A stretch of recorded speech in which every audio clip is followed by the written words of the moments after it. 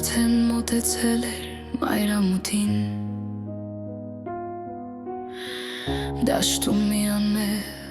լռություն էր տիրում, ու միայն վերքերը իրավոր հողի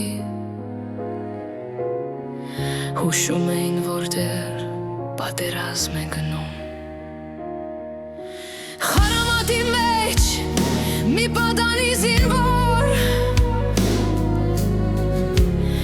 կարոտով նամակ էր գրում, լա հիշում էր տունը հայրենի,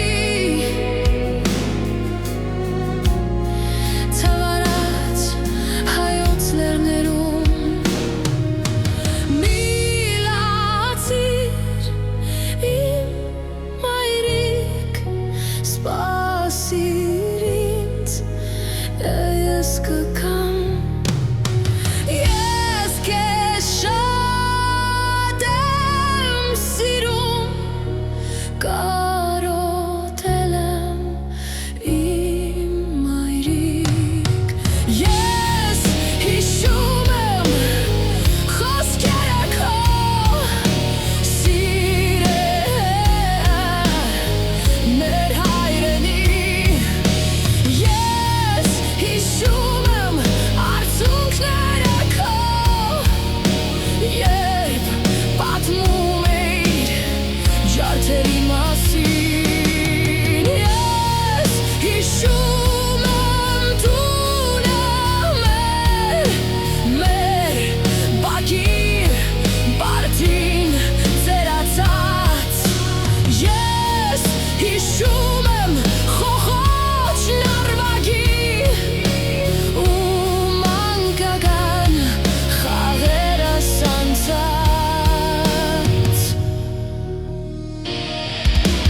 ու լսվեց հրաման մի որոտ տղդած, ցանրար կերի տակ հողը տնքած, ձեռքին հրացան լամակը ծոցում պահած, տաղան առաջ նետվեց ատամները սեղմած, դետքեր անցնել ընդամենը 100 լոքայուր քայլ հայրենի հողի,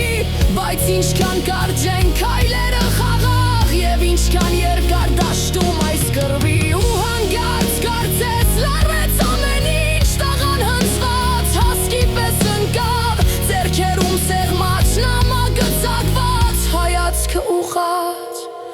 կապույտ երկնքին, նայում էր կապույտ երկնքին, ու հիշում էր տունը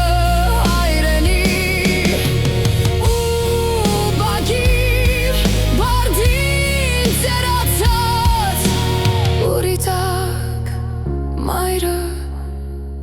կսպասի նամակի։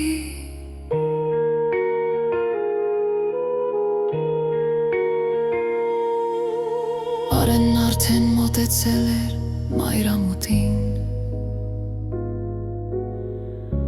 հրետանու ձայնը լսվում էր հեռվում, ու միայն մահամերձ ընկած հայորդին հայոց լեռների երգներ երգում